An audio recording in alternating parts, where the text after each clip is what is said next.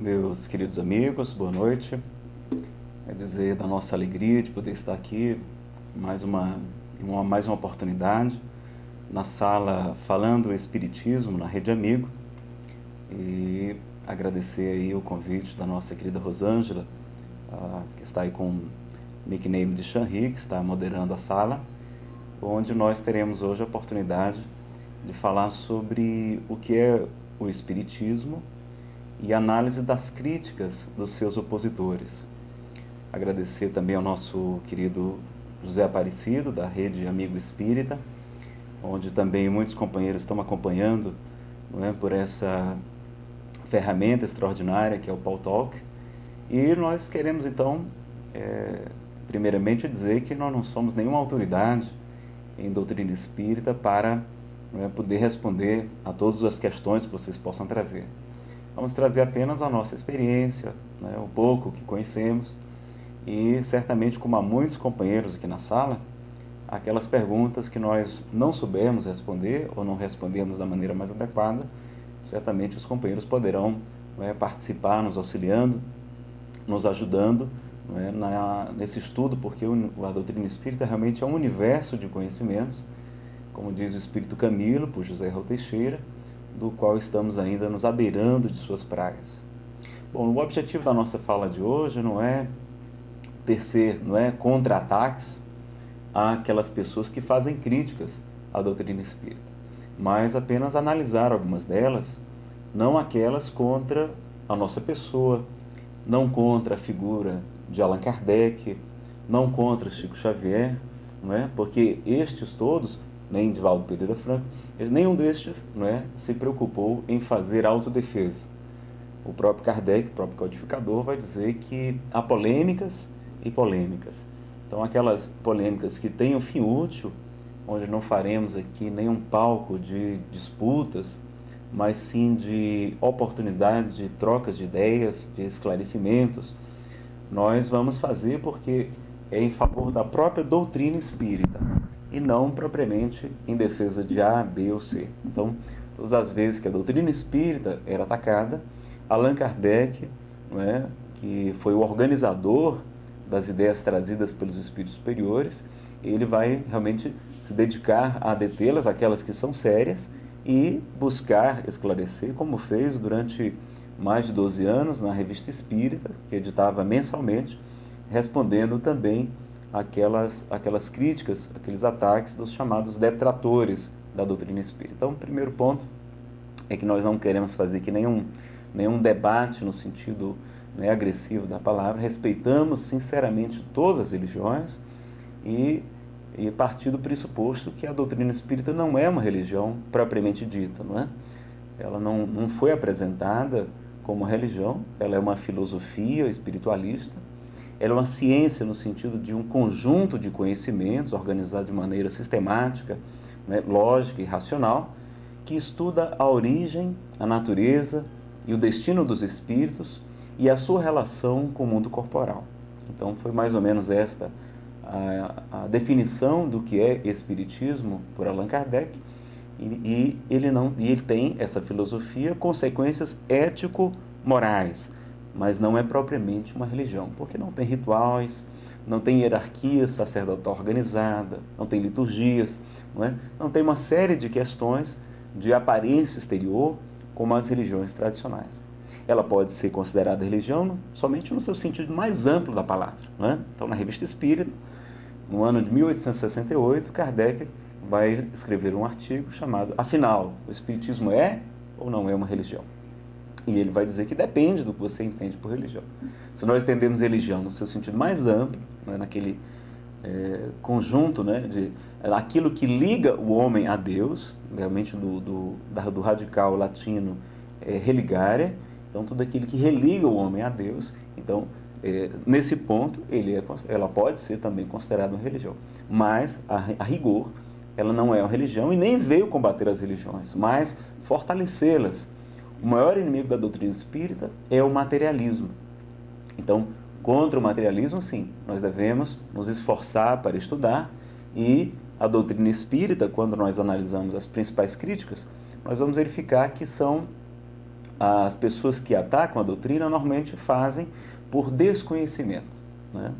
Então, mesmo quem já milita há muitos anos na doutrina espírita sabe, né, como é difícil compreender todo esse manancial de informações que os espíritos trouxeram de grande profundidade, e as pessoas que não conhecem, então criticam a doutrina, criticam determinado médium, né, às vezes que nem sequer é espírita, né, então confundem essas questões, e por isso nós temos uma série de, né, até vídeos, se você procurar no YouTube, de ataques, né, dizendo que a doutrina espírita seria supostamente uma farsa. Então, enfim, pessoas que nós respeitamos, porque eu, inclusive, fui ateu durante 12 anos. Então, a religião, né, na qual eu crescera, né, sob aquela influência, não me respondia às minhas muitas inquietações, muitos questionamentos, né, o porquê da aparente injustiça que há no planeta.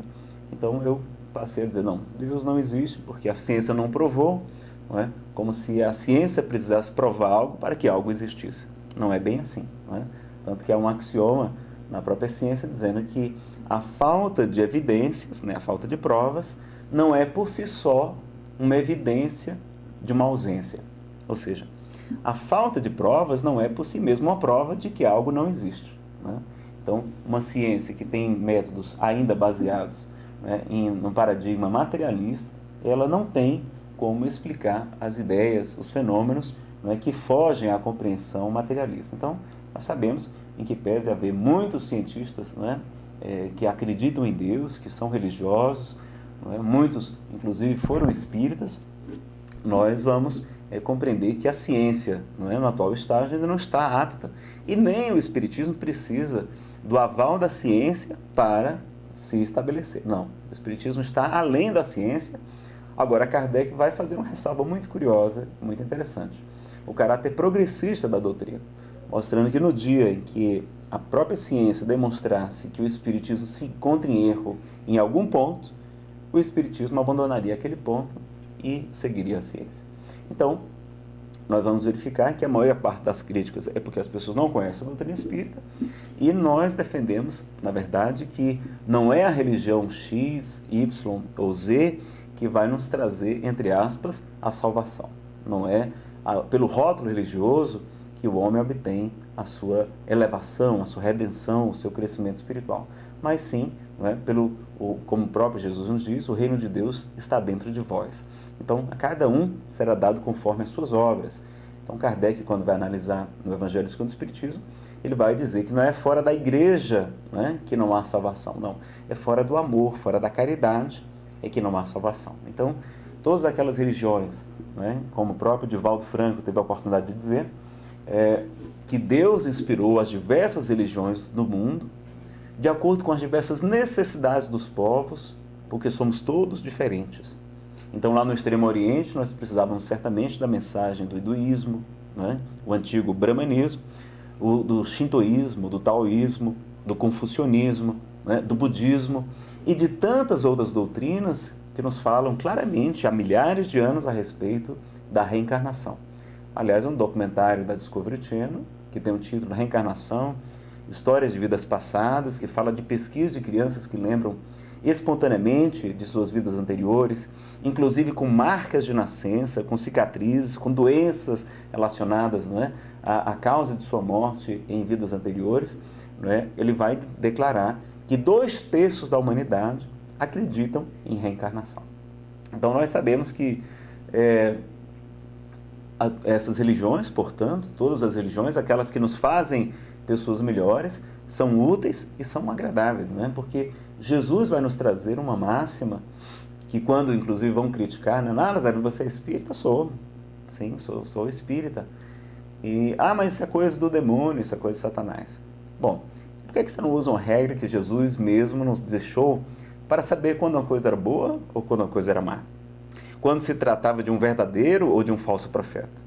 E a pessoa nem sempre se recorda. E a gente, na hora, demonstra que nós também estudamos a Bíblia, não é? Além de outros livros, não somente a Bíblia, dizendo, não é, a máxima de Jesus, que pelos frutos os conhecereis. Não é? Se o fruto é bom, a árvore é boa. Por acaso se colhem uvas dos espinheiros ou figos das sarças, né? Outro tipo de espinhos? Não.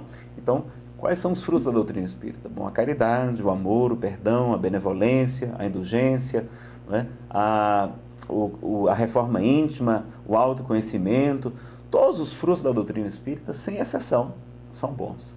Então, se os frutos são bons, a árvore é boa. Se você não concorda, vai discutir com Jesus, que foi ele mesmo que nos deixou essa informação. Então, eu queria que vocês que nos acompanham pela sala, falando o Espiritismo na Rede Amigo Espírita, postassem as questões que são trazidas para vocês, de alguns companheiros, sejam religiosos, sejam materialistas, onde eles tentam, né, criticar a doutrina espírita. Vocês enviam a pergunta em PVT, né, no modo privativo, para a Shanri, e a Shanri vai fazer então uma seleção das perguntas para que a gente possa, né, tentar responder, e aquelas que eu não tiver condição, eu vou pedir ajuda aos universitários, né, que nos acompanham aqui no Paul Talk, e então a gente vai poder então trazer esse debate. Porque nós já gravamos, está disponível no YouTube, uma palestra com esse tema, o que é o Espiritismo, análise das críticas, onde nós fazemos uma introdução explicando primeiro o que é o Espiritismo, porque boa parte das críticas se fundamenta no desconhecimento da doutrina, e vejo que para conhecer somente as obras básicas de Kardec, são 5 livros de 400 páginas, 500 páginas cada um. Então vejam que não podemos, de uma maneira apressada, atacar algo que a gente acha que é, ou que ouviu dizer que seja, sem conhecer a doutrina espírita. Então, convidaria as pessoas, não é, que têm dúvidas, primeiro a ler o Livro dos Espíritos, depois o Evangelho segundo o Espiritismo, o Livro dos Médiuns, não é? Depois nós vamos ter também o livro O Céu e o Inferno, ou A Justiça Divina segundo o Espiritismo, e, posteriormente, o livro A Gênese, Os Milagres e as Profecias de Jesus. Então, com a ressalva de que alguns desses livros, por exemplo, o livro A Gênese, é um livro de teses, de hipóteses. Não é? Vejam que Kardec deixa isso muito claro na introdução do livro, dizendo que aquelas informações não foram submetidas ao controle da universalidade do ensino dos espíritos, não é? E que, portanto, deveriam aguardar a confirmação desse controle para que pudessem ter mais credibilidade. Então, em algumas passagens do livro A Gênese, a gente vai ver que ele utilizou de um único médium, né, Camille Flammarion, e trouxe algumas informações que um espírito, que quando nós desencarnamos, nós não nos tornamos detentores de toda a verdade. Quando, não é, deixamos o corpo físico, continuamos com nossos condicionamentos, com nossas crenças, com o nosso conhecimento adquirido, e somente a pouco e pouco que vamos, não é, nos recordando de vidas anteriores e tendo uma consciência mais ampliada do mundo espiritual e da vida física. Então não é porque alguém desencarna que se torna um anjo, e não é porque é um espírito que ditou aquilo que seja verdade. Pelo contrário, como está na Epístola de João, ele vai dizer: meus amados, não acrediteis em todos os espíritos, mas verificai antes quais os que são de Deus, mostrando que os espíritos nada mais são, né, do como vai nos ensinar Kardec, as almas dos homens que já viveram. Então, essas almas desses homens podem trazer, né, o mesmo conhecimento que tinham aqui na Terra, conhecimentos equivocados, a espíritos que sabem menos do que nós sobre doutrina espírita. Então, não é porque é uma revelação mediúnica que é verdade. Primeiro ponto. Segundo, que Kardec sempre submetia tudo ao crivo da lógica, do bom senso e da razão. E o terceiro ponto é que ele vai dizer que uma nova revelação, ou seja, uma informação dos espíritos, para que tenha mais credibilidade, não é? Ela teria que ser ministrada por diferentes espíritos, através de médiuns diversos, não é? Sem contato entre si, não é? Distantes uns dos outros, sem estarem sob a mesma influência, e aquela mesma informação ela é confirmada por aqueles outros espíritos. Então, esse é o que ele chamou de controle da universalidade do ensino dos espíritos. Então, muitas informações que nós temos, não é, mediúnicas, elas não foram submetidas a esse controle. Não é? Kardec, não é, publica a Gênese em 1868, em 1869 é o ano em que ele desencarna, então não houve tempo de fazer uma análise melhor. E nós vamos ver que há algumas correções necessárias no livro A Gênese, pequenas, mas assim. Por exemplo, esse espírito que assinou com o nome de Galileu Galilei, no livro A Gênese, vai dizer, por exemplo, que Marte não teria satélites. Porque esse era o conhecimento, talvez, daquele espírito. Ou o próprio médium, que era um grande astrônomo, foi o maior astrônomo da Europa em sua época, Camille Flammarion, né, colocou as suas próprias ideias, porque há também os fenômenos anímicos, ou seja, vejam que há uma separação, né, e há alguns parapsicólogos, nem todos, mas alguns parapsicólogos vão dizer, não, olha, tudo é produzido pelo médium, tudo é produzido pelo sensitivo, e que não há a questão dos espíritos. Na verdade, não é bem assim. A verdade é que existem fenômenos que são próprios da nossa própria alma, ou seja, os fenômenos da nossa ânima, do nosso ânimos, anímicos, né?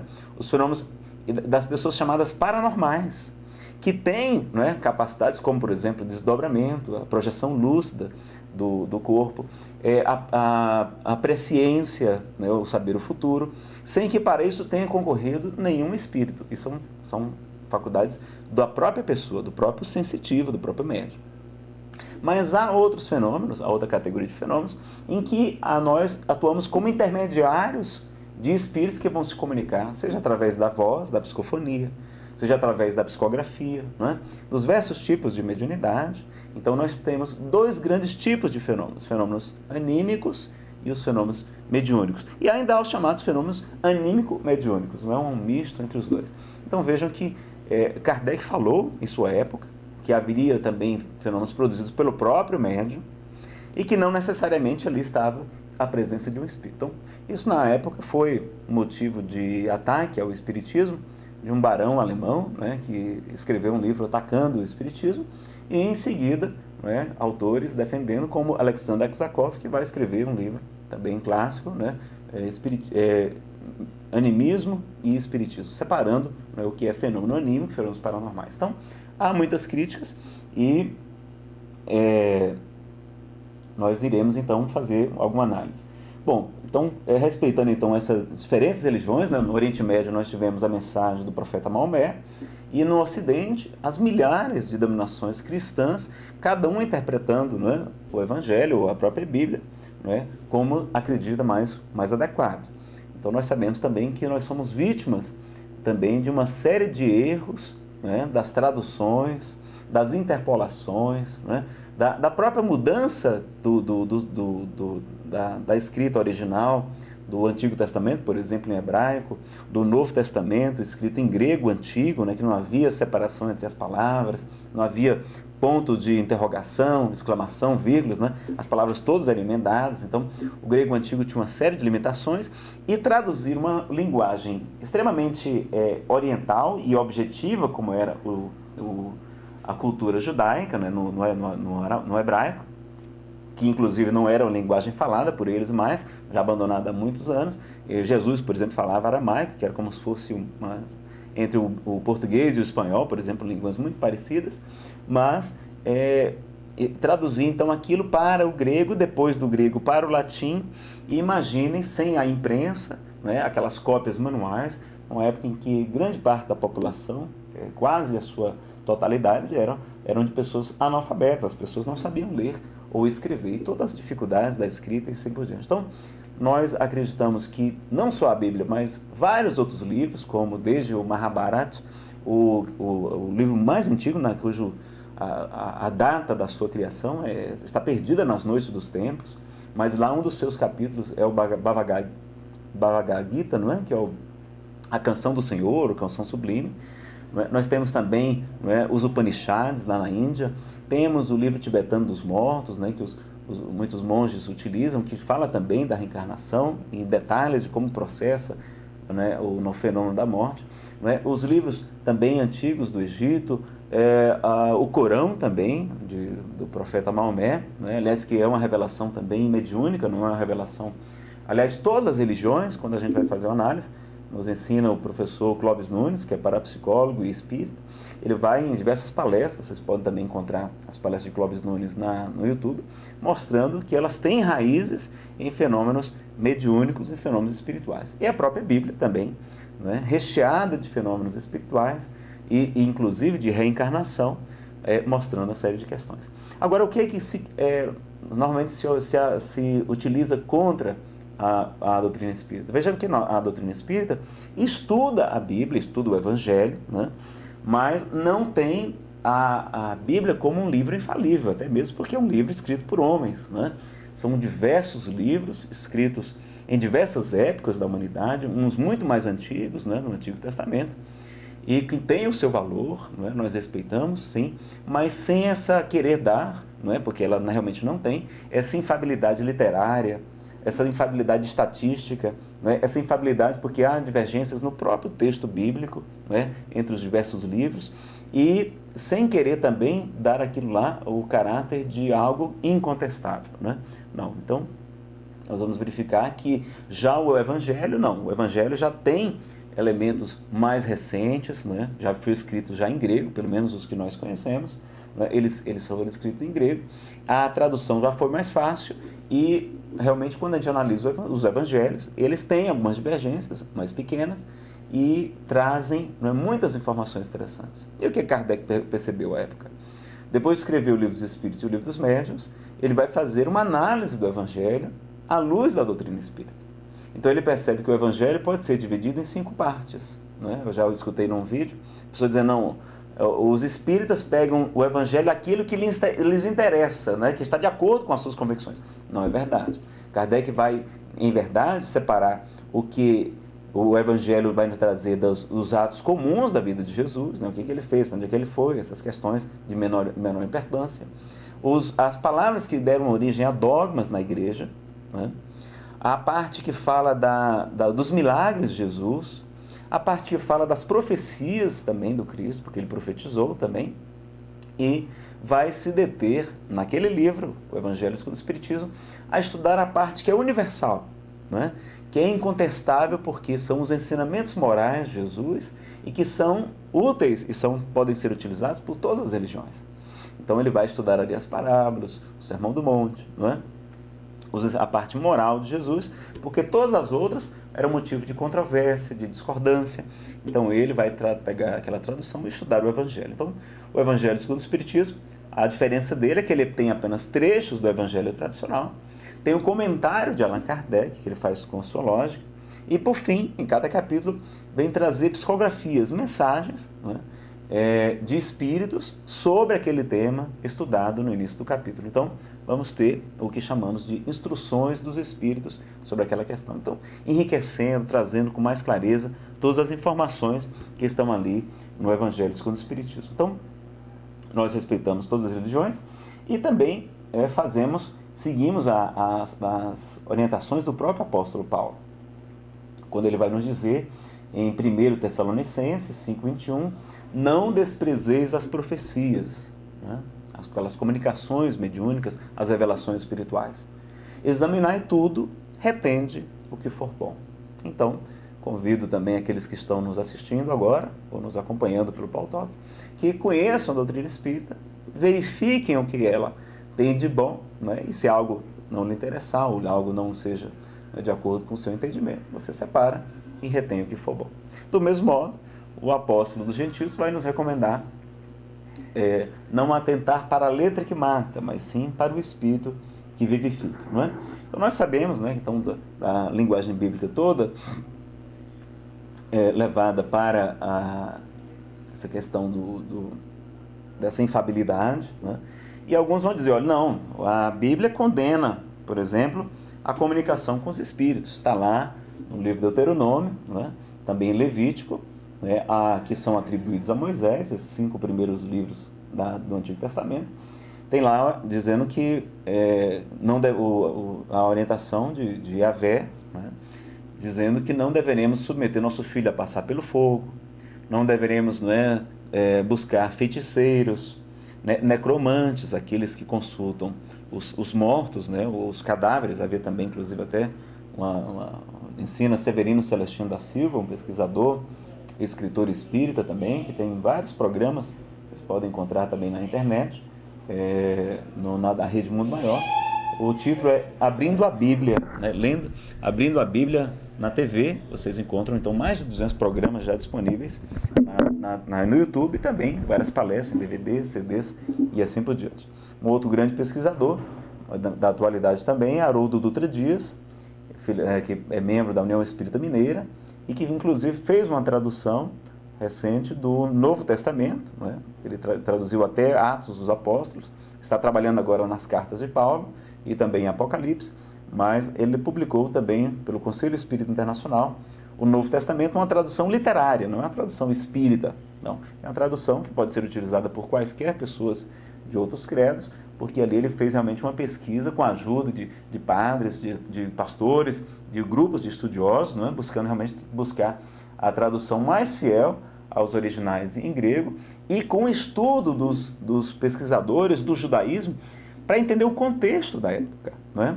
Que a gente não pode ler algo, aqueles que são operadores do direito sabem que a gente não faz a interpretação literal, que aliás é a mais pobre de todas, não é?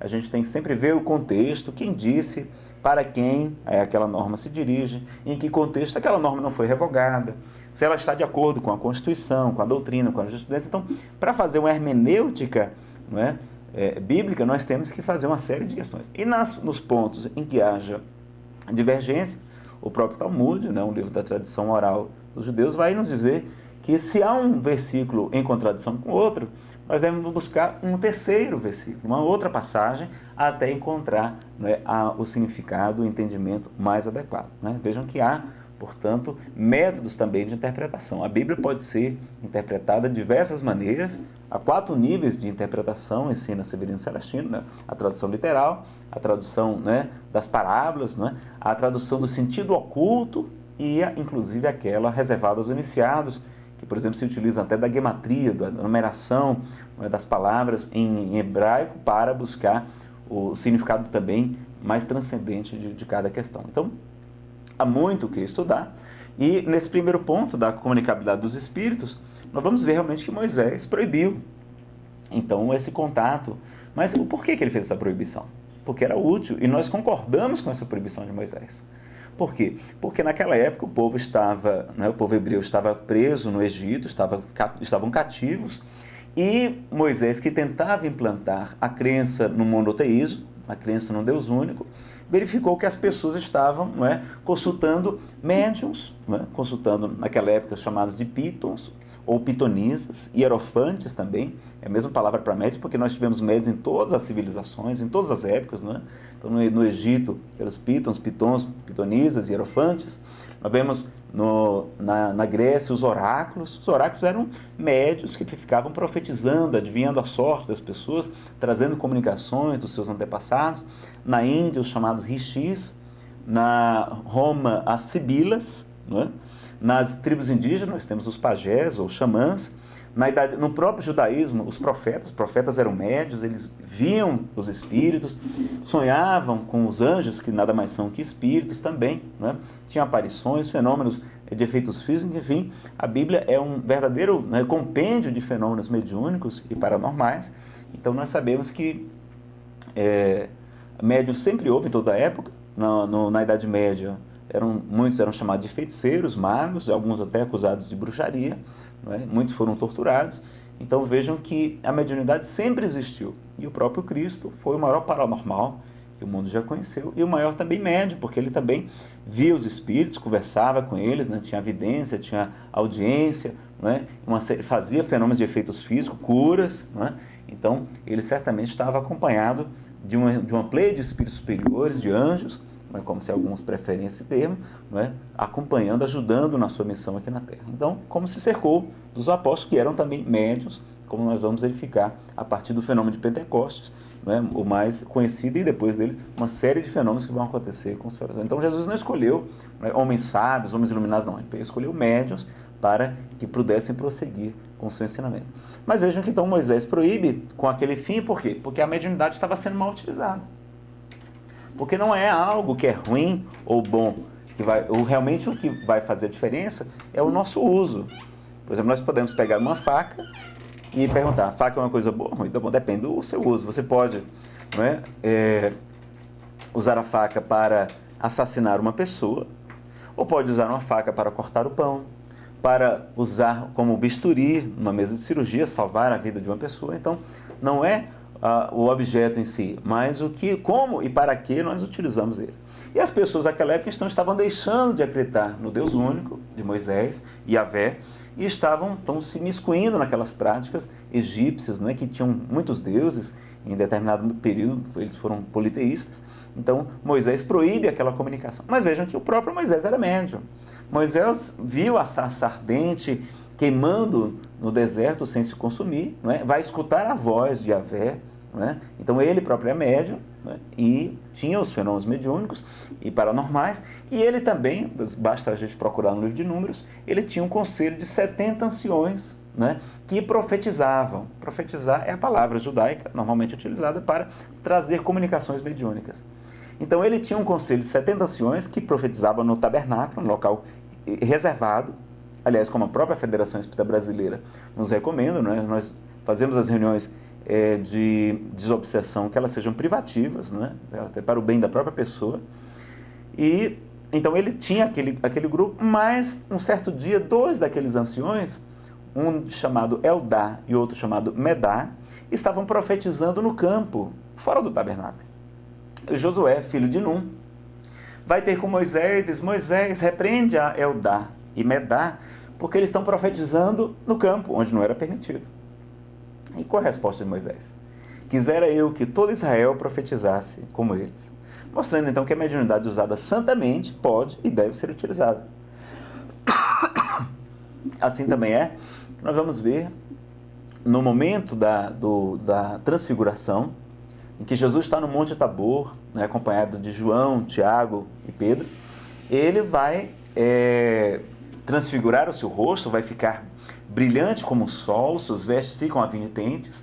E naquele momento se materializam, ou pelo menos aparecem, né, para conversar com Jesus, os espíritos de Elias e de Moisés. Ora, o mesmo Moisés que houvera condenado lá no Deuteronômio, vinha agora se comunicar com Jesus, né, sendo espírito. Então, vejam que se fosse errado, em primeiro lugar, Jesus não faria. Jesus realizou, não só uma vez, mas diversas vezes, a comunicação com os espíritos.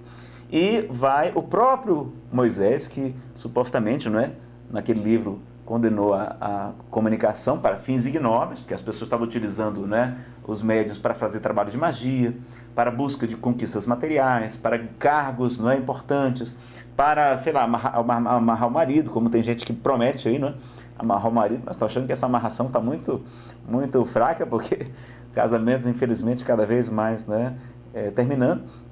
Então vejo que as pessoas estavam utilizando a mediunidade, como podem utilizar ainda hoje nos trabalhos de magia, de goécia, não é, para prejudicar outras pessoas. Nós também somos contra.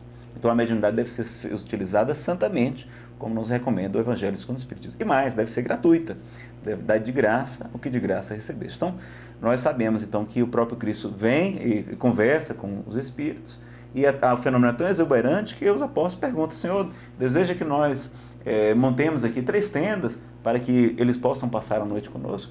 Não é? Tão veroz a verossimilidade do fenômeno daquela aparição, ou mesmo de materialização dos espíritos. Então vejam que Jesus conversa, né? Outro ponto que eles trazem, então vejam que o Antigo Testamento, como até alguns pastores vão defender, não é? Para entender o Antigo Testamento, primeiro você tem que ler o Novo Testamento. Não é? Porque muita coisa que está ali no Antigo Testamento foi adequada para uma época, para um povo grosseiro, um povo guerreiro, um povo ainda que queria conquista, queria valores materiais, não é?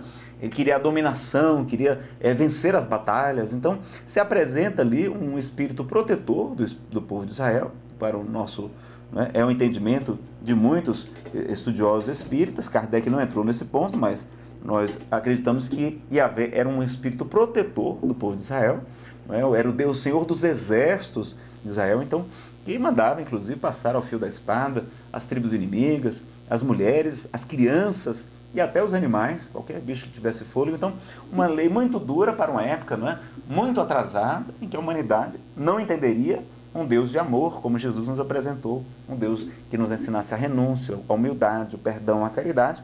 Naquela época não era adequado. Então, a revelação é progressiva. Então, vem essa primeira revelação, os 10 mandamentos, e muitos ensinamentos de Moisés, eles vão ter um caráter, não é, de instruir o povo. Então, nós vamos ver que não era propriamente, a orientação não era de que era uma lei mais civil do que uma lei divina. E Moisés, muitas vezes, pode ter utilizado, olha, isso aqui é a própria Yahvé que ensinou para que as pessoas pudessem acreditar e pudessem seguir aquela ordem jurídica, porque não tínhamos, né, uma civilização como nós temos hoje. Então vejam que é essa questão. O segundo ponto, que é muito levantado, é a questão da reencarnação. Né? Na reencarnação eles vão dizer, olha, a Bíblia condena a reencarnação. Bom, a pessoa que fala isso, ela deve primeiro conhecer melhor a Bíblia, porque a Bíblia vai ter dezenas de passagens falando de reencarnação. Não vai ter a palavra reencarnação, que é a palavra criada por Allan Kardec, como ele criou várias palavras, como médium, espiritismo, espírita, aliás, até algumas traduções recentes agora, né, de determinado segmento religioso, vamos colocar lá nessa passagem de Deuteronômio, não consultei os espíritas, né, não consultar médiums, né, numa tradução muito equivocada para o nosso entender, porque é uma palavra que foi criada no século XIX, em 1857, com a publicação de Livro dos Espíritos. Allan Kardec vai dar a conhecimento dessas palavras. Então ele cria termos novos, neologismos, para expressar isso. Então a pessoa vai ver que na Bíblia tem a reencarnação muito clara em várias passagens. O próprio Cristo vai nos falar em 5 passagens, pelo menos, diretamente, e em dezenas de outras de maneira indireta sobre a reencarnação, sobre nascer de novo. Né? E existe sim, em Hebreus 9:27, um trecho, né, dessa epístola que é atribuída a Paulo, mas que a gente vai verificar aqui hoje, né, muito provavelmente não foi escrita por Paulo.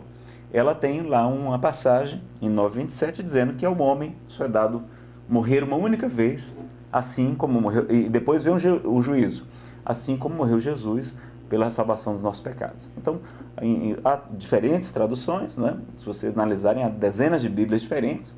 Os estudiosos dizem que tem menos erros de tradução na atualidade, é a Bíblia de Jerusalém, em português, né? Então vocês podem também utilizar esta Bíblia, né? E sugerir também essa nova tradução do Haroldo Dutra Dias e os livros do Severino Celestino, analisando as traduções bíblicas e tantos outros, para que a gente tenha mais elementos para estudar esse assunto com mais delicadeza.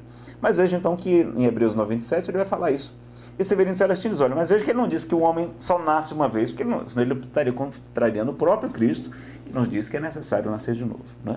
Então, em segundo lugar, se vocês pegarem qualquer Bíblia, que não seja dessas edições assim, muito simplórias, muito econômicas, qualquer Bíblia um pouco mais volumosa, que traga introdução às cartas de Paulo, antes das epístolas de Paulo, que traga um estudo, né, como tem várias dessas edições, praticamente todas vão dizer que a carta aos Hebreus não foi escrita por Paulo, né? Que muito provavelmente foi escrita por um judeu querendo se dirigir a seu povo, não é?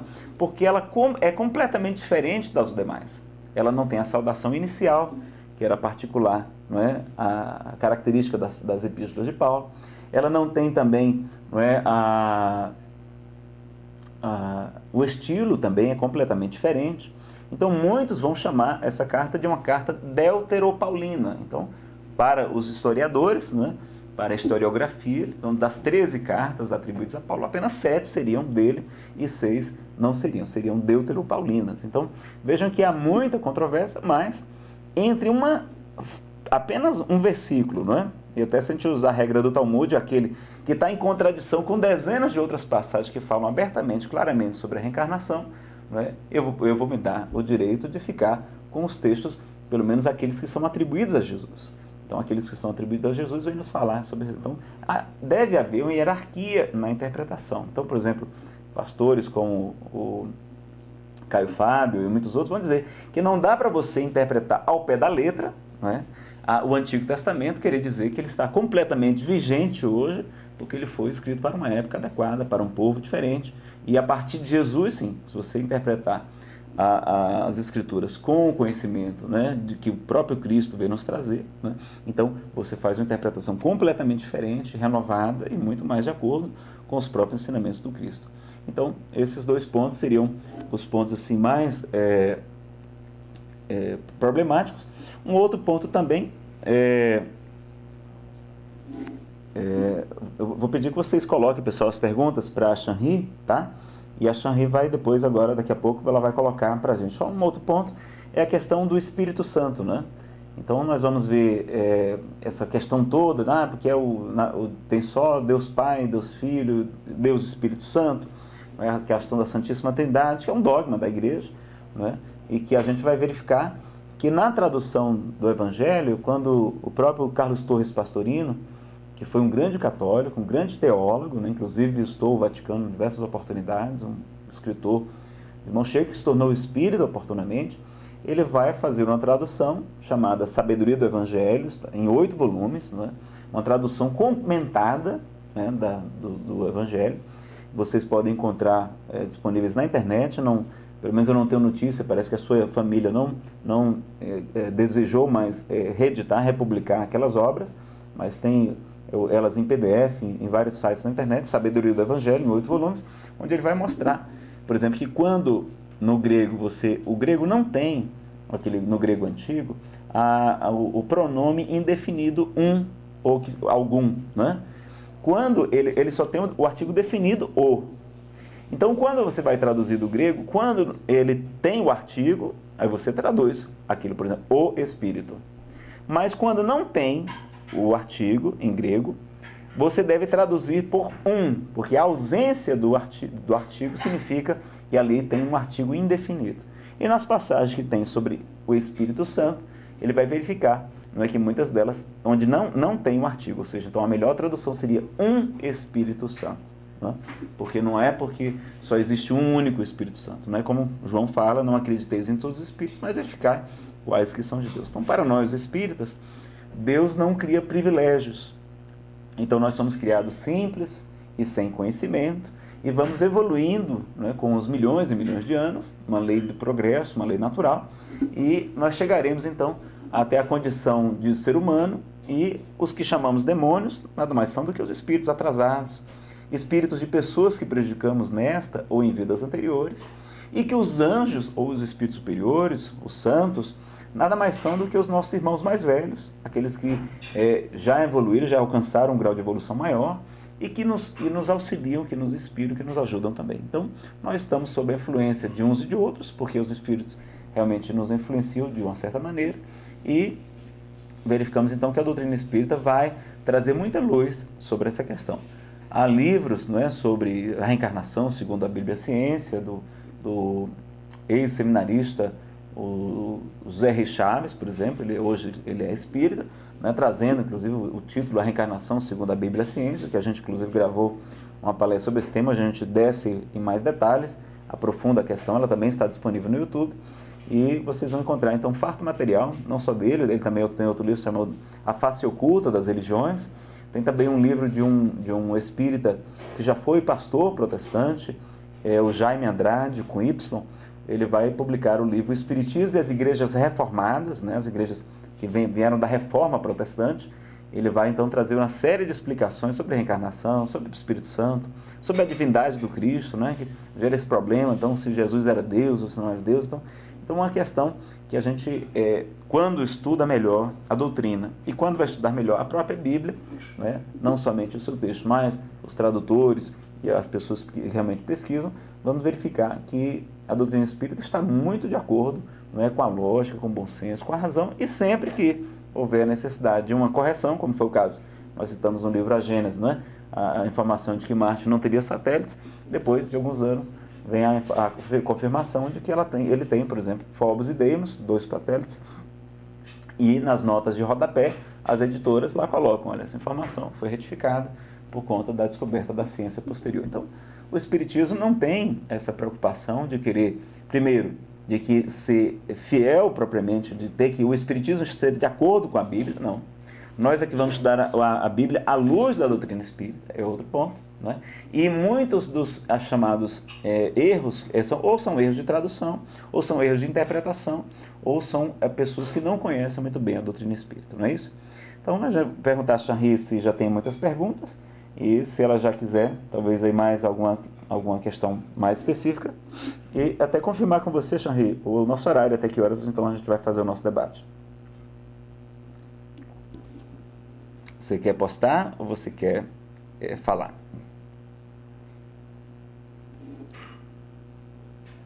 Então, pessoal, quem tiver dúvidas, né, passa aí para a Chanri, tá? a Rosângela, organizadora aqui, moderadora da pasta, e ela vai então postar aqui as principais perguntas que foram colocadas. Eu queria saber, Shanri, também é uma ideia de quanto tempo a gente tem para responder e quantas perguntas você tem para a gente ter uma ideia de quanto tempo a gente se dedica para cada pergunta, ok? Então vamos às perguntas.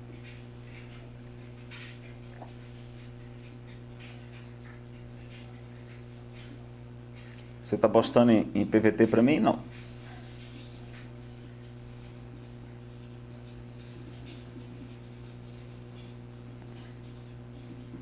Você pode postar aí na sala mesmo.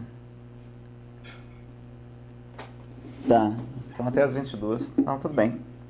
Então a gente vai até as 22 horas, pessoal, né? E vocês podem então postar, não só as dúvidas de vocês, mas que vocês já viram, algum questionamento. E quem também quiser trazer alguma contribuição, tá? Será muito bem-vindo. Eu não vou talvez poder ler tudo que vocês estão postando, porque é muita informação, mas a Shanri então vai estar organizando as perguntas, tá? Tem uma colocação do Wellington Soares, obrigado Wellington pela sua participação. Ele vai dizer o seguinte: o egocentrismo religioso do protestantismo cega o homem, mesmo falando de forma clara e na luz do Evangelho de Jesus. Eles logo retrucam, mas os demônios se vestem de ovelhas, boas e obedientes ao seu pastor. Não é?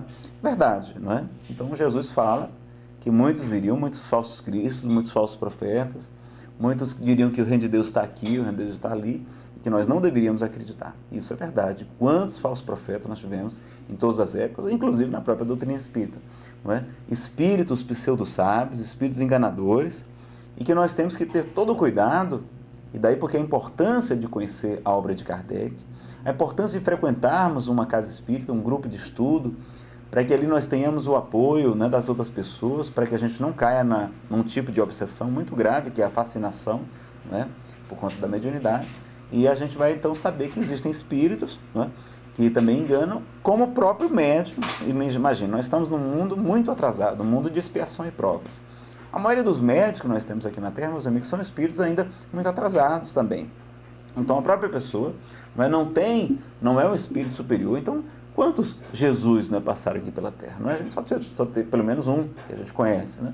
Mas quantos poucos espíritos superiores como ele, né, passaram aqui? Quantos médios nós temos assim com a fidelidade que nós podemos, né? Quantos Francisco de Assis, por exemplo, que via e escutava a voz do próprio Cristo, nós podemos relacionar, né? Quantos Eurípides Bassanufo também, o apóstolo sacramentano também com a mediunidade exuberante, né? Joana d'Arc foi queimada pela igreja, não é? Somente porque escutava as vozes dos santos e conduzindo, não é, a libertação do povo francês, né, sobre que estava na época sob o domínio da Inglaterra, e somente depois de 500 anos, 490 anos, é que a igreja vai reconhecer o seu erro e vai canonizar aquela que ela mesma mandou queimar como bruxa, não é?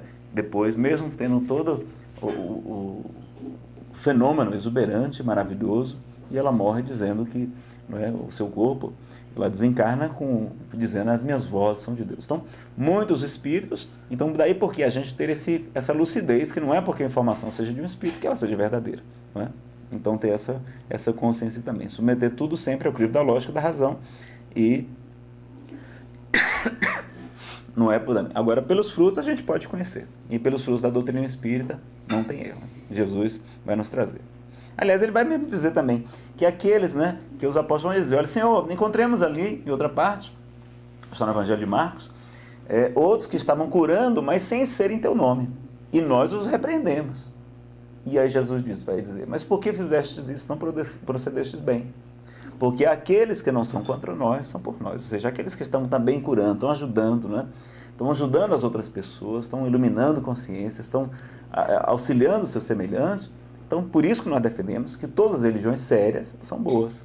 E o Espiritismo não veio combater as religiões, mas fortalecê-las. Ele vem falar de leis que se encontram na própria natureza e mostrar, trazer, tentar unir de volta a ciência ao lado da religiosidade, que ficaram apartados desde, né, o século XIX, por exemplo, com o positivismo, com o iluminismo, enfim, a nova deusa era a ciência, era a razão, e nós tivemos uma série de dificuldades por conta disso. Então, deveremos também ter essa consciência.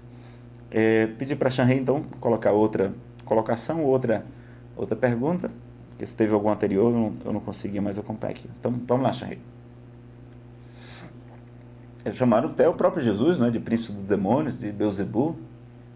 Então, nem o Cristo escapou de ser criticado, nós não seríamos melhores do que ele. Vamos aceitar com humildade também. Então, outra colocação, também do Wellington Soares, ele vai dizer: um dos maiores erros está em nós mesmos, né, os espíritas, pois muitas vezes nos ausentamos dos estudos, buscamos rebater com os perseguidores sem fundamentos na luz da nossa bela doutrina. Estudar, exemplificar, não é? Estudar, dar exemplo vivendo como cristão, sem dúvida alguma. Então, fica aí o convite, né? Aliás, a orientação do Espírito Verdade: Espíritas, amai-vos, eis o primeiro ensinamento, e instruí-vos, eis o segundo. O estudo é a nossa proteção também. Então, até para que a gente possa comentar sobre a doutrina espírita, nós precisamos conhecê-la em maior profundidade, né? Então, a Shanrei também está colocando agora aqui. Acho que até você pode responder. Jesus era judeu. Os judeus acreditavam na reencarnação, certo? Por que as outras religiões não acreditam na reencarnação se Jesus era judeu e ele não mudou de religião? Bom, Tânia, realmente Jesus nasceu em um contexto judaico, né? Filho de judeus, né? Ele era galileu, né? Veio realmente da região da Galileia, e muitas coisas do que ele vai falar, ele vai embasar nas escrituras sagradas. Então, sobretudo aquelas profecias que falavam do Messias, alguns salmos também, não é? Então, muita coisa ele vai mostrar, não é? Vai defender a Torá, inclusive, não é? Mostrando que nenhuma daquelas palavras deixaria de se cumprir, né? Desde o último Yud, né? Que é a menor letra, menor símbolo do alfabeto hebraico, não é? Até a última letra não passaria. Então, assim, mostrando todo o respeito que ele tinha pela questão. Agora, os judeus, eles acreditam na reencarnação, mas isso não é muito difundido.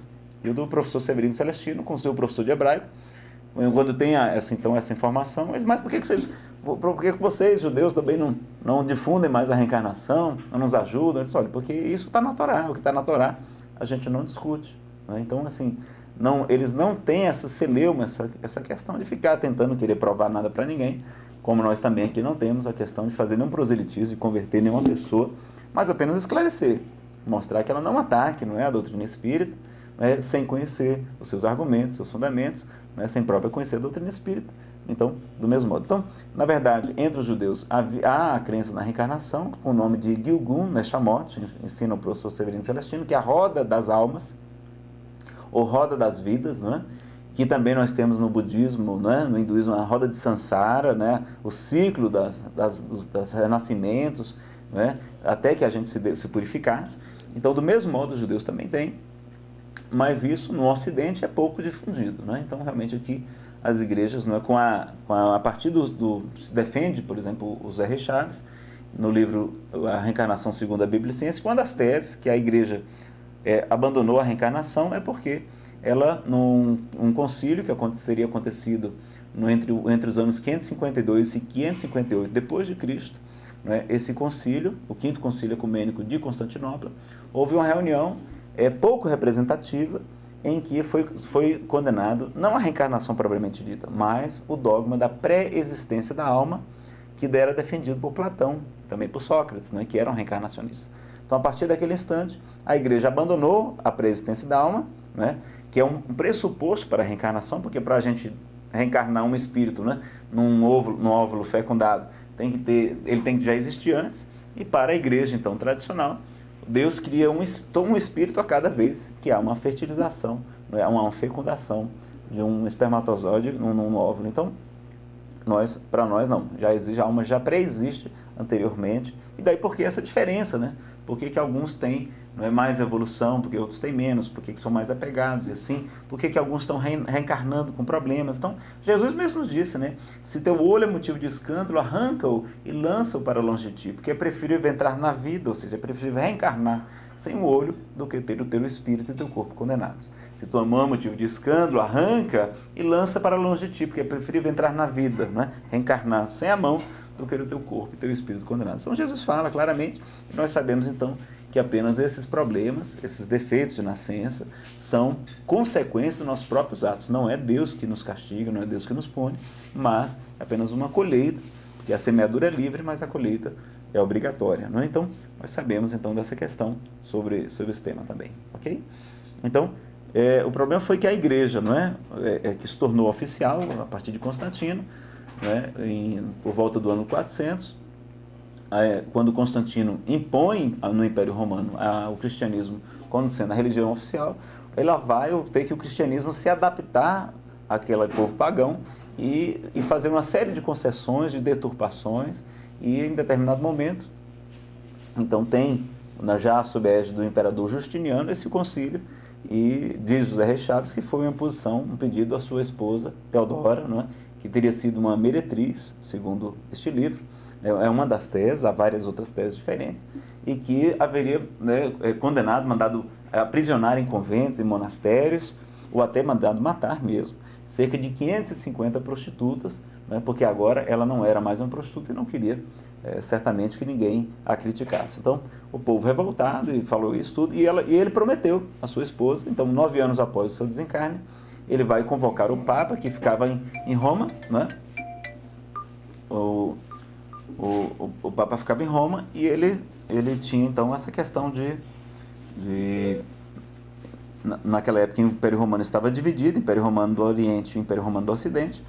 Nós não tínhamos, então tinha com essa decisão política, né, imposta pelo imperador Justiniano. A partir desse sínodo, por 3 votos a 2, foi condenada a pré-existência da alma de Platão e, portanto, os fundamentos da reencarnação, e muita gente foi perseguida desde então. Então, oficialmente, a igreja não defende a reencarnação, né? Defende a ressurreição dos mortos. Mas veja que é dos mortos, não é dos corpos, né? Como está no texto bíblico. Não é o corpo propriamente, mas a ressurreição do morto, que na verdade é em espírito que ressurge. Que nós acreditamos também na ressurreição do espírito, ressurgindo após a morte, não é? O espírito reaparecendo, como Jesus reapareceu durante 3 dias para os seus discípulos e a tantos outros, né, naquele período de 40 dias após a crucificação. E nós acreditamos. Então nós acreditamos tanto na ressurreição, na reaparição de Jesus, como na reencarnação também, como ele próprio pregou, né? Então apenas verdade. Então vou pedir para a Shanri então ir postando as demais colocações. Aqui uma colocação dos anjos, né? É o nickname aqui do anjo. Ele diz: Nazareno, já que a mediunidade sempre existiu, qual foi a função da doutrina espírita nesse campo? E por que os fenômenos espíritas iniciaram pelas pancadas nas mesas e não diretamente pelos médiuns? Penso que a partir daí surgiram dúvidas para algumas pessoas. Você pode tecer algum comentário sobre isso? Bom, posso sim. Na verdade, a mediunidade sempre existiu, mas ela não era sistematizada, não era organizada. Então, ser médium, mas sem o conhecimento da doutrina espírita, é um grave risco, porque nós ficamos, né, sujeitos a sermos enganados. Então, Kardec veio trazer esse compêndio quando a humanidade já estava mais madura para compreender esses ensinamentos, né? E muitos erros que são atribuídos, na verdade, foram atribuídos pelo defeito do médium, pelo defeito do próprio espírito, né? Que não era um espírito evoluído, um espírito enganador. E muitas pessoas criticam, por exemplo, as irmãs Fox, os fenômenos de Hydesville, que aconteceu em 1848 no estado de Nova York, numa cidade pequena chamada Hydesville, e as irmãs Fox, por exemplo, dizendo que aquilo é espiritismo. Não é espiritismo, né? O fenômeno, aquilo lá, foram fenômenos que vieram para chamar a atenção do povo para os fenômenos espíritas, para os fenômenos mediúnicos. Então, aquele fenômeno que as meninas escutavam bater, né, nas portas, enfim, né, e depois na França, o fenômeno das mesas girantes, eram fenômenos que aconteceram, mas que não eram propriamente fenômenos espíritas. Então, o fato de uma delas, né, a Margaret Fox, que era tipo uma empresária, começou a ganhar dinheiro, inclusive, com o fenômeno, ela se apresentando em várias partes, e vítimas de uma perseguição muito grande da época, né, da igreja da época, elas chegaram a desmentir, dizendo que elas mesmas é que produziam o fenômeno. Mas mais tarde elas vão desmentir o desmentido, né, confirmando que tudo realmente era verdadeiro. Então vejam que meninas frágeis, não é? E numa época ainda muito conturbada, de muito domínio religioso, elas foram obrigadas a negar os fenômenos e até porque pudessem estar utilizando mal. Então, a questão das mesas girantes também foi uma maneira de chamar a atenção, que aconteceu durante 4 anos, não só na França, mas em toda a Europa, inclusive aqui no Brasil. Houve fenômenos das mesas falantes, ou girantes, não é? Que elas respondiam às pancadas das pessoas, e através daquele fenômeno, não é? Allan Kardec vai investigar e aí começar a conhecer os fenômenos espirituais e sistematizar a doutrina espírita através das muitas comunicações, das várias respostas dos espíritos, confirmando aquelas perguntas, né, como nós estamos lá no Livro dos Espíritos, 1019 perguntas e respostas. Então, respondendo às perguntas que eram formuladas, ele fazia uma coluna e 9 outras colunas com a resposta dos espíritos, e ali fazia a síntese, pegava a melhor resposta e verificava se elas estavam concordes, se elas estavam realmente submetidas ao controle da universalidade do ensino dos espíritos, né? Então, nós vamos ver Kardec fazendo esse trabalho gigantesco de organizar, mas o fato de terem surgido assim não há nenhum momento, não há nenhum porquê, né, de se questionar a doutrina espírita. Mas não se pode criticar o espiritismo por causa das irmãs Fox, algumas delas terem desmentido e depois redesmentido o que tinham desmentido antes, né? Elas não, porque aquilo lá não é espiritismo, era apenas fenômenos que aconteceram, e se era verdade ou não, nós não temos como saber. E aliás, os espíritos enganadores utilizam muito isso, né? Vamos falar sobre fenômenos do passado ou sobre o futuro, porque nós não temos como averiguar, né? Então, diretamente pelos médios, porque eles não tinham o conhecimento para fazer a escrita, mas sempre houve, né, revelações mediúnicas através dos próprios médios, falando, profetizando, né? A própria revelação do Corão diz, por exemplo, que dizem que Maomé era analfabeto e que ele vai receber do anjo Gabriel, não é? O Corão é completamente já pronto. Então, assim, um fenômeno surpreendente do ponto de vista, né, espiritual. E também, né, os vários profetas do judaísmo, trazendo como os vários santos tiveram muitas passagens, muitas aparições, muitas revelações do mundo espiritual, né? Mas aí chegou o momento de Kardec sistematizar e organizar. Também uma pergunta agora do Side Shark. Obrigado, Side Shark, pela sua presença e participação. E por que no Livro dos Médiuns nos é dito quando os fenômenos espíritas se renovaram? Você pode verificar aí o trecho completo ou a citação. Eu não estou com o Livro dos Médiuns aqui na mão, né? E eu não sei exatamente de que passagem que está assim. Então, pedi para o Side Shark localizar, porque ele está dizendo quando os fenômenos espíritas se renovaram. Eu não sei onde é que ele pegou essa citação, não é? Como a gente vê, pegar uma só citação solta, a gente precisa ver o contexto e verificar no Livro dos Médiuns, né? Ele está dizendo que é no capítulo 2º, né, do Livro dos Médiuns.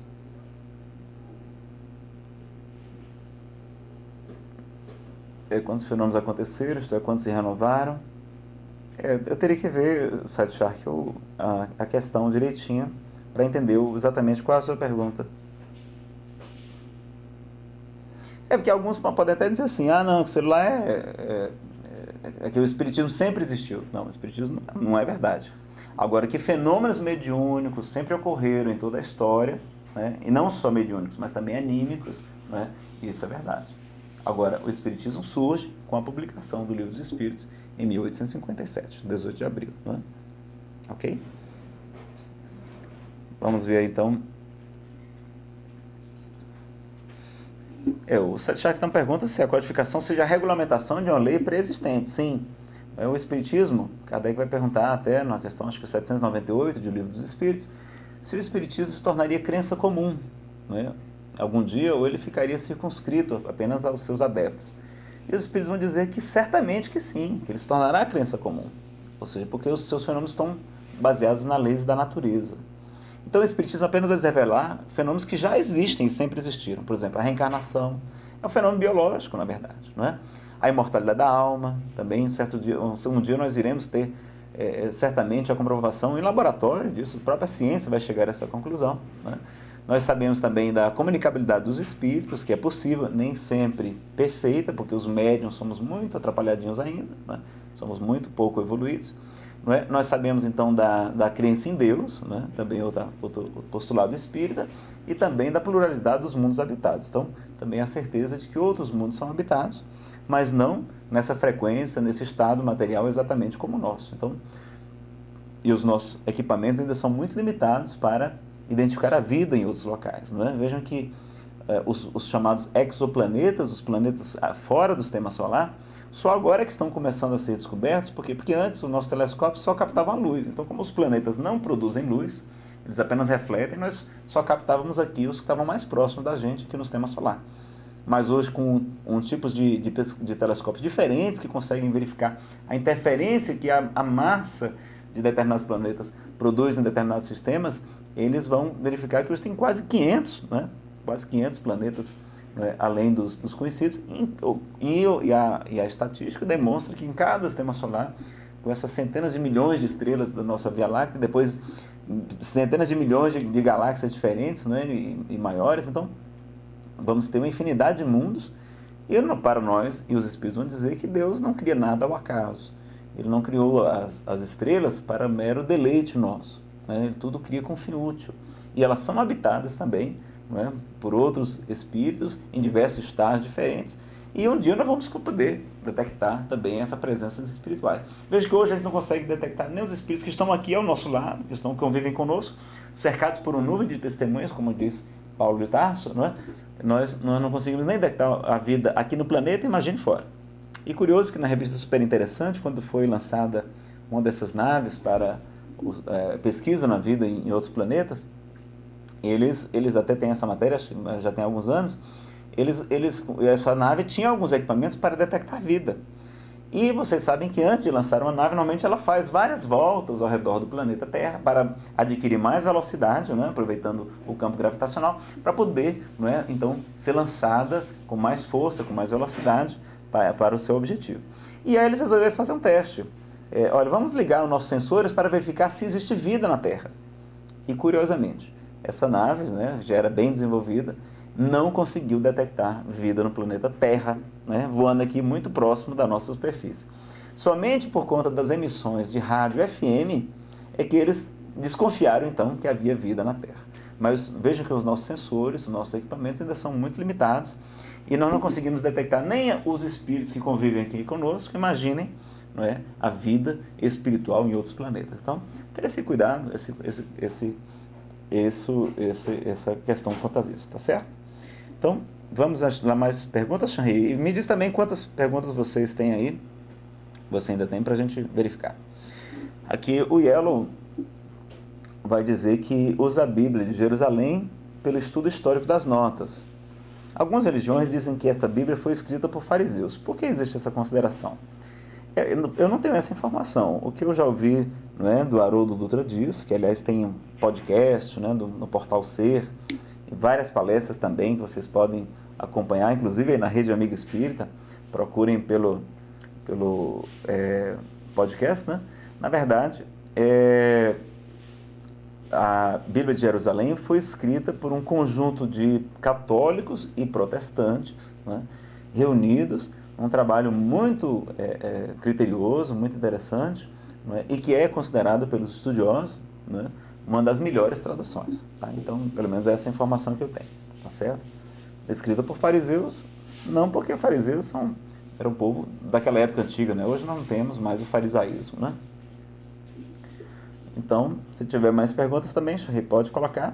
E quem tiver mais perguntas, pessoal, pode mandar para a Chanri, ela disse que não tem muitas perguntas não. Então a gente pode aproveitar, temos ainda mais 15 minutos, né? Podemos utilizar esta questão também, né?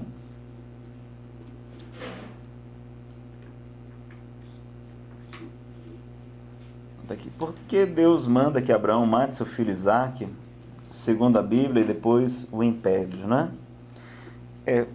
Na verdade, como nós falamos aqui, no Antigo Testamento, nós vamos ter muitas informações que foram adequadas àquela época para aquele povo, não é? E que Jesus muitas vezes veio trazer um ensinamento diferente, tanto que estavam acusando Jesus de estar, não é, destruindo a lei, destruindo a Torá.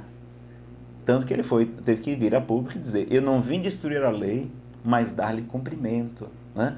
Mostrando que ele realmente não tinha o propósito de criticar, de atacar as escrituras antigas do seu povo, que ele sempre respeitou, mas há passagens, não é, que nós sabemos, não é, que não podem ser interpretados ao pé da letra e que não têm mais validade. Então, há na Bíblia também, não é, um outro profeta que Yahvé, não Deus, mas Yahvé, que, como nós falamos aqui, não é o mesmo Deus criador do universo, mas era apenas um espírito protetor do povo de Israel, um espírito que prometia vitórias, prometia, não é, para o povo, e que falava então que era para ser duro com os seus adversários, não é?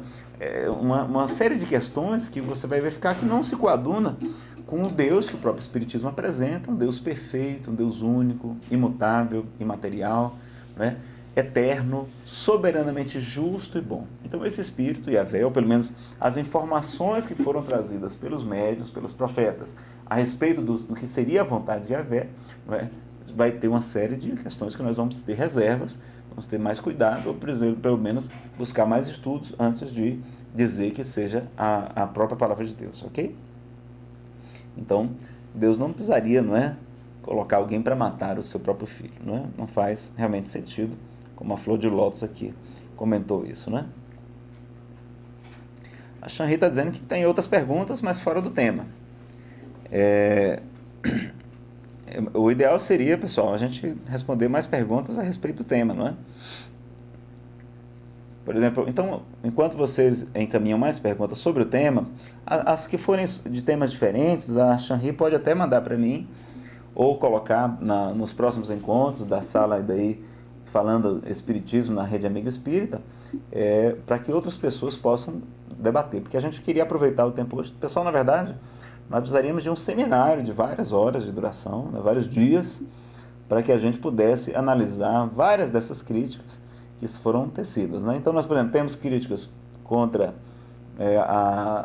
as pessoas atacando, por exemplo, a Otília Gonçalves, uma médium, não é, que foi flagrada na época pela revista Cruzeiro, naquela época dos fenômenos de materialização, que eram muito comuns, né, no comecinho do século passado, né, no século XX, nós tínhamos aí muitos médiuns, e nem todos médiuns espíritas, né?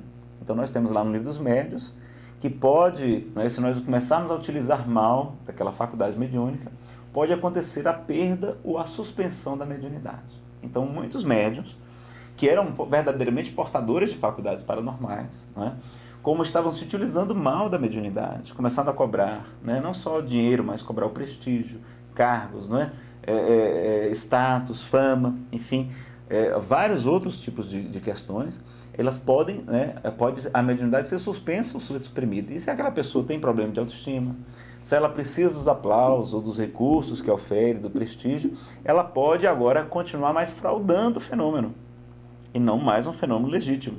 E aí, muitas vezes, pode ser desmascarado. E a pessoa vai poder dizer, então, tá vendo que esse negócio de espiritismo é tudo fraude? Não, por causa de um mau médium, às vezes o médico não é nem espírita, você não pode acusar a doutrina espírita, que é uma coisa completamente diferente, tá certo? Então, médios podem errar, não é? Kardec vai perguntar no Livro dos Médios qual seria o conceito médio perfeito, e os espíritos vão dizer, perfeito não é uma palavra adequada ao vosso mundo. Poderíamos dizer, no máximo, bom médium. E o bom médium é aquele que, tentando sintonizar sempre com os bons espíritos, tenha sido o menos enganado, mostrando que todos os médiuns seremos enganados. Inclusive Chico Xavier foi enganado. E ele perguntou ao Emmanuel, seu espírito guia, não é, por que ele tinha permitido isso? E ele disse, para que você saiba que não é infalível e mantenha sempre a humildade. Então, o fato de ter havido, por exemplo, o caso da Otília, né, que eu não conheço em detalhes a sua vida, mas pelo que eu sei, era uma pessoa muito simples e que não era nem sequer espírita, e que Valdo Vieira e Chico estavam pesquisando, né, então vocês podem encontrar no livro Materializações em Uberaba, do Ranieri, um delegado de polícia que teve a oportunidade de presenciar vários fenômenos de materialização. Ele vai verificar realmente que houve nessa época, ela produzia, e o próprio Valdo Vieira vai dizer que ela produzia fenômenos reais, sim, né, sob toda a segurança, numa cabine presa, acorrentada, com toda a questão, mas depois, mais tarde, né, foi flagrada por alguns com uma pasta, com um vestido, né, uma roupa para simular que seria, né, a aparição de um espírito materializado. Então, não é porque houve esse caso, e aí nós vamos ver, né, inclusive o próprio Ranieri vai mostrar que foram dois laudos, um laudo dizendo que era a aparição era uma fraude, porque as costuras tinham emendas, né? Como, por exemplo, a gente vai ver na nossa roupa, em regra, tem emendas, né, nas costuras, e numa roupa materializada, você pode se materializar sem nenhuma costura, né? Então, realmente, então, vamos ter dois laudos, um do Rio de Janeiro, outro de São Paulo, um contradizendo o outro, dizendo que não, que tudo indicava que eram algo realmente que não tinha uma explicação científica para a época. Então, vale a pena, né, conhecer mais detalhes dessa questão. Então, só porque Chico foi lá e bateu uma foto junto dessa Otília Gonçalves, não, tá vendo Chico Xavier, era uma farsa. Não, ele estava pesquisando, né, como pesquisou vários, inclusive o Zé Arigó também, e o Zé Arigó, o próprio Valdo Vieira também vai dizer que era um fenômeno real, verdadeiro, que nunca viu um fenômeno de ectoplasmia, né, como ele chama.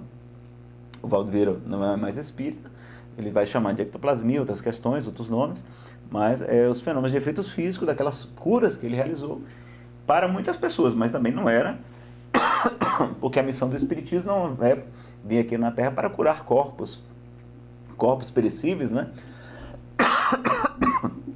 O próprio Cristo, né, só fez as curas, não como objetivo final, mas era para chamar a atenção das pessoas para a sua mensagem. Então, no mesmo modo, aqueles fenômenos espíritas não eram o fim propriamente, mas o fim da doutrina espírita é que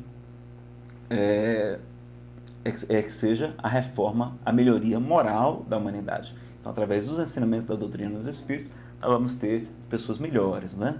Então, vamos verificar que é fora da caridade, que não há salvação, confirmando o que Jesus falou, porque quando ele vai falar do seu retorno à Terra, a parousia, não é? Allan Kardec vai estudar isso no livro A Gênese. Ele vai dizer que ele passará à direita as ovelhas, à esquerda os cabritos, numa linguagem, né, para os pastores, para que eles pudessem compreender, uma figura simbólica, mas mostrando que iria passar à direita os espíritos mais evoluídos um pouco e os menos evoluídos, né, eles iriam ser expatriados daqui da Terra. E quando a gente vai ver qual é o único critério que Jesus estabelece? Ele não diz que é para ser cristão, que aliás nem existia essa palavra, foi criada por Lucas mais tarde, não é? Não era para ser católico, também não existia essa palavra, não era necessário ser batizado, não. O que ele vai dizer é: tive fome, tu me deste de comer, tive sede, tu me deste de beber, estava nu e tu me vestiste, estive preso ou enfermo e tu foste me visitar, estava peregrino, sem teto e tu me hospedaste. Jesus faz da caridade o único critério para saber quem vai passar à direita e vai passar à esquerda. Daí porque no Evangelho segundo o Espiritismo, Kardec vai lá no item lá, né, do que precisa fazer o espírito para ser salvo, e vai trazer a parábola do bom samaritano, mostrando realmente que é fora da caridade, né, fora do amor em ação, porque esse povo me honra com os lábios, mas seu coração está longe de mim, então temos que agir, temos que realmente não ficar só na intenção, não é? Ou só no falar, mas sobretudo no agir, é que a gente vai provar realmente essa questão, não é? O Sadi Shark fez uma pergunta, eu não tenho como responder. Eu só li do Ranieri, né, esse livro, né, Materializações em Uberaba, achei muito interessante.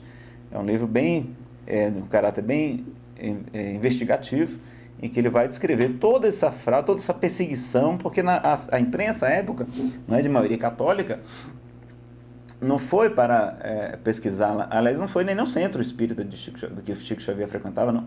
Era no laboratório, no consultório do próprio Valdo, em que ele fez algumas experiências lá, com a Otília Gonçalves, entre outros médicos que ele pesquisaram também. Mas os outros livros de Ranieri, inclusive, eu não tenho conhecimento para poder emitir nenhuma opinião, tá certo? Então, eu sei que há outras obras aí atribuídas a Ranieri, algumas eu conheço só o título, mas essa Materializações em Uberaba vale a pena, inclusive tem ela disponível também em PDF na internet, tá? E ela inclusive traz várias fotografias daqueles fenômenos de aparição, de materialização dos espíritos. Mais informações sobre esse assunto, precisaríamos ler um capítulo sobre materializações, né, no livro Missionários da Luz e também no livro dos Domínios da Mediunidade, para a gente entender toda a dificuldade, toda a complexidade do fenômeno, como é raro, como é difícil e como o próprio médium tem que se submeter, não é, a arriscar sua própria vida, porque ele está doando o seu próprio fluido vital para a produção do fenômeno, e como ele próprio pode interferir com o seu pensamento, não é, na formação daquela aparição tangível, naquela materialização, não é, que é um fenômeno muito raro, mas pode acontecer. E hoje a gente vai ver os médios de efeitos físicos utilizando muito mais o fenômeno para curas, não é? Então, em toda parte, em todos os estados do Brasil, temos médiuns de efeitos físicos, alguns espíritas, outros não, né? Ajudando muitas pessoas. Agora, nem todos são curados, por quê? Porque o próprio André Luiz, na série A Vida no Mundo Espiritual, no livro Entre a Terra e o Céu, ele vai dizer que o corpo físico funciona como um milagroso carvão, como se fosse um filtro, né, que vai absorvendo as imperfeições do nosso perispírito, do que Paulo chamou de corpo espiritual, ou corpo celestial, corpo incorruptível, né, mostrando então que as sequelas que nós trazemos do nosso perispírito, né, são tratadas na própria encarnação. Então a doença, muitas vezes, já é o nosso próprio tratamento. Não é que a gente tem que se curar das doenças, não. A doença já é, muitas vezes, a nossa reeducação, né? Já é a nossa impedir que a gente promova novas quedas, enfim. A doença também trabalha a nosso benefício, também está a favor da nossa evolução espiritual. E nada mais é do que uma consequência dos nossos próprios atos, se não for dessa vida, de vidas anteriores, né? Então, se tiver mais alguma questão, a imperfeição é do perispírito ou do espírito? Bom, a imperfeição, a rigor, é do espírito, né? Mas como ele está se utilizando naquela encarnação ou nas encarnações recentes dos fluidos do próprio planeta, do próprio ambiente, para a constituição do seu perispírito, que é um envoltório semimaterial, como se fosse um laço, né? Que vai ter toda essa questão, ele vai ter, né? Vai trazer aquelas sequelas, aquelas consequências das nossas ações, dos nossos pensamentos nesse corpo espiritual. Daí porque a gente reencarnaria, então, com aquelas sequelas, né? O espírito também molda o perispírito na medida que ele tem mais evolução, porque o perispírito é plástico. Então, quando o espírito tem um poder mental maior, uma maior evolução espiritual, ele vai poder modificar o seu perispírito para se apresentar como mais lhe seja agradável, ou como ele possa ser reconhecido pelos seus familiares, né? Nós estamos aí nos últimos minutos. Pedir a Shanri, então, se tiver mais alguma pergunta sobre o tema. Essa a gente já respondeu, Shanri, essa do Yellow. Nós já respondemos aí da Bíblia de Jerusalém, não é? Mais alguém que tenha alguma pergunta sobre o tema de hoje? Nós estamos falando sobre a análise das críticas ao Espiritismo, né, dos seus opositores. E daria para falar, então, muitas e muito mais horas sobre as críticas dos nossos irmãos materialistas, dos céticos e também dos nossos irmãos religiosos também, não é?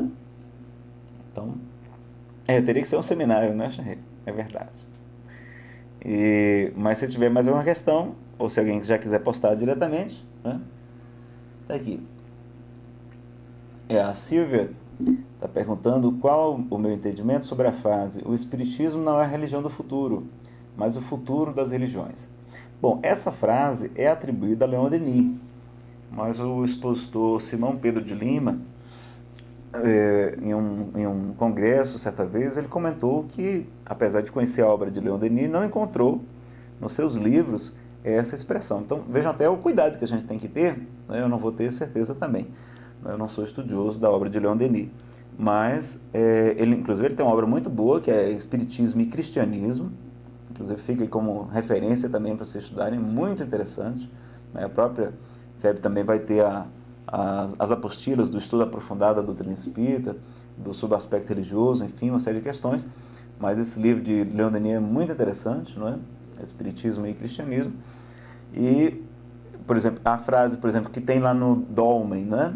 Que era a forma dos monumentos dos antigos celtas nos seus túmulos, né? Então, no túmulo lá de Allan Kardec, tem lá a frase, né? Nascer, morrer, renascer, progredir sempre, tal é a lei.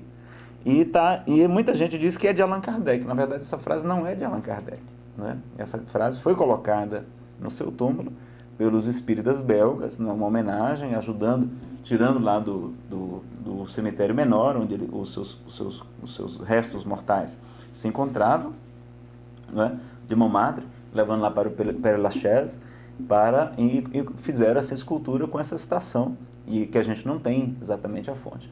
Mas vejam, o que eu acredito é que, não, na verdade, no futuro, essas crenças, esse conhecimento espírita se tornarão cada vez mais comuns, porque são leis da natureza. Então, cada vez mais as religiões vão começar a acreditar mais na reencarnação, né? Porque chega um momento que a própria ciência, como já temos muitas pesquisas, como nós temos lá as pesquisas do Dr. Ian Stevenson, né? Hoje prosseguidas lá pela sua equipe, o Dr. Jim Tucker, lá na Universidade do Estado da Virgínia, nos Estados Unidos, com mais de 2.600 casos de crianças que lembram de vidas passadas, e não só isso, que trazem marcas de nascença, trazem doenças, trazem cicatrizes, né? E que se lembram, e que trazem, e eles vão verificar, vão até na casa onde a criança disse que morava, e a criança lembra, então contam detalhes muito ricos. E aí, na década de 70 ele vai publicar o livro 20 casos sugestivos de reencarnação, Ian Stevenson, baseado nessas muitas pesquisas. E desses 20 casos ele vai dizer, olha pessoal, não tem outra explicação que não a reencarnação, não é? Então a própria ciência vai, e muitas pessoas hoje, né, minha sogra, por exemplo, minha sogra é católica, não é? Mas acredita em reencarnação. Então vejam que a tendência é que essa verdade se torne cada vez mais comum, porque são leis da natureza. Então não diria que nós não teríamos mais religião no futuro. Eu acho que vai ter sempre essa, porque somos todos diferentes, nessa diversidade, mas como a própria campanha da fraternidade de alguns anos atrás, do Papa João Paulo II promovia, é a unidade apesar da diversidade. Então a gente estar unidos, estar juntos, né, nesse propósito de ser a religião do amor, sim, a principal, porque os meus discípulos serão reconhecidos por muitos se amarem, nos dizia Jesus, né? Então, vamos ver. Então a gente acha interessante, né? E o Achanri também tem uma outra pergunta aqui do Tico e Teco. Essa pergunta polêmicazinha está me importunando. O que você acha? Com quem Jesus falava quando disse, muitas coisas ainda tenho a vos dizer, porém vós não podeis suportar agora, né? Mas eu rogarei ao Pai, Ele vos enviará um outro Consolador, o Santo Espírito, ou Espírito Santo, né? Que vos fará lembrar de tudo que eu vos tenho dito e vos ensinará muito mais. Essas passagens estão no Evangelho de João, né? Tem outras passagens também que ele se refere ao Paracleto, ou Paráclito, né? Que significa advogado, aquele que está ao lado, aquele que ensina, aquele que exorta, aquele que ilumina, aquele que esclarece, né? Então ele está falando ali do Consolador prometido. Bom, e muitas pessoas, né, acreditam, e nós também, muitos de nós os espíritos acreditamos, que uma doutrina que se enquadra perfeitamente nessa informação de Jesus é a doutrina espírita. Então, a doutrina espírita seria o Consolador prometido por Jesus, porque aquele povo, naquela época, não podia compreender, os seus apóstolos, aquelas pessoas simples, né, com pouco conhecimento, não podiam compreender. Como a gente não ensina para uma criança o que se aprende nas universidades. Então, foram necessários, né, passarem-se 18 séculos para que ele pudesse enviar um dos seus missionários, o mesmo Jean Hus, né, que foi queimado também pela Inquisição, né, por ter sido um grande reformador também, mas muitos vão defender, como Divaldo Pereira Franco, que foi revelado a Kardec, ele teria sido, né, uma das encarnações anteriores dele teria sido Jean Hus, e ele vai então retornar nessa época trazendo esse Consolador para trazer o Evangelho de Jesus de novo, mostrar tudo que ele, para lembrar tudo que ele os tinha dito e ensinar ainda muito mais, porque é claro que nem tudo ele podia dizer naquela época, não é? Então, era necessário que a gente evoluísse um pouco mais para estarmos aptos a receber mais informação, não é? Então, ele falava naquela época aos apóstolos e também para o povo, e mostrando que mais adiante ele traria esse Consolador, se nós guardássemos os seus mandamentos.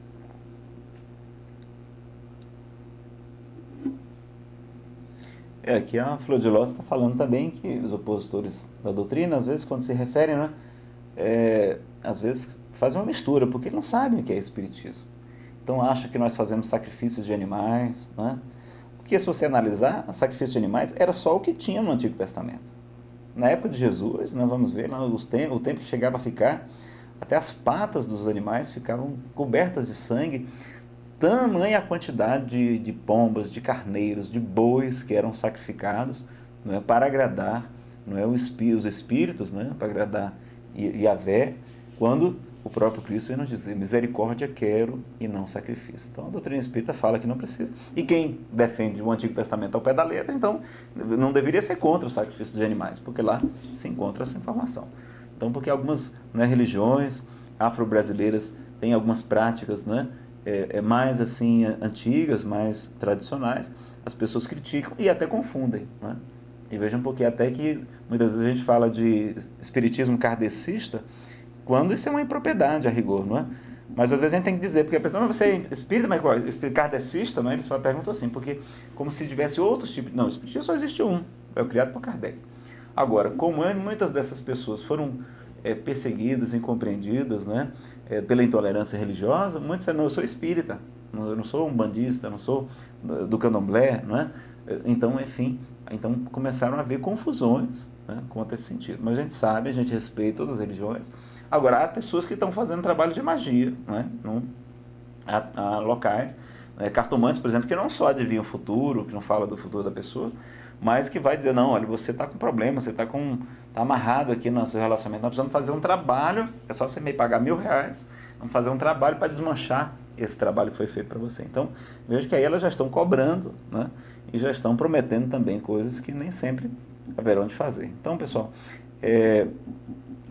estamos aí já no nosso horário, não é? E agradecer a presença de todos vocês. Tem mais perguntas, Shanri? Só para a gente então fazer a conclusão. A Shanri vai trazer então mais uma palavra, né? Ela vai colocar mais uma questão. Obrigado, Eugênia, aí, pelo seu retorno. E então a última pergunta para a gente concluir o nosso estudo de hoje, agradecendo então a presença de todos vocês, a paciência, e nos colocando à disposição para vocês pesquisarem mais. As nossas palestras todas estão disponíveis no YouTube, tá? Basta vocês procurarem por Nazareno Feitosa, e nós estamos sempre postando lá mais palestras, além de termos um site, nazarenofeitosa.com.br. Bom, a pergunta do Azul Turquesa, né? Ela tem uma pergunta de cunho pessoal. Como lidar com a maldade de algumas pessoas? Como entendê-las? Pois eu não odeio, embora seja algo doloroso, né? Bom,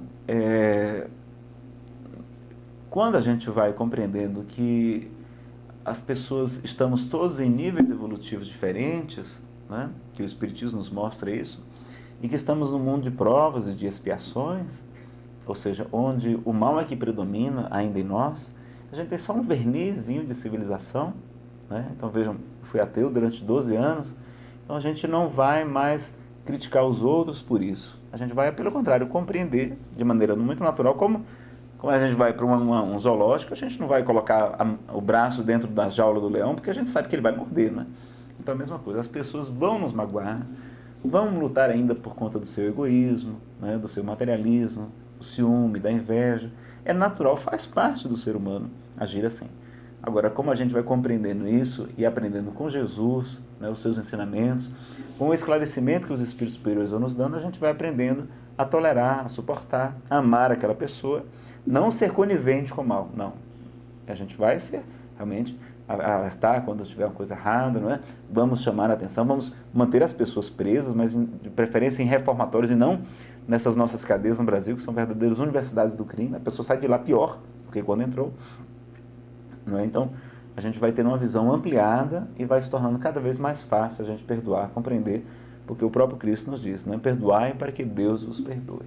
Se não perdoardes os homens os pecados deles, também Deus não perdoará os vossos pecados. Então, a partir do nosso perdão, então a gente vai ter muito mais condições de ajudar o nosso semelhante. Bom, então, a gente precisa encerrar, não é? Por conta do horário, agradecer, dizer que esse material já está gravado. Em outra oportunidade, a gente falou em 2h30, mais ou menos, está lá, vocês procuram no YouTube, tem lá a palestra, o que é o Espiritismo, análise das críticas, e é uma palestra antiga, tem algumas correções que nós deveríamos fazer, mas que está à disposição dos senhores. Eu devo também colocar esta assim que possível.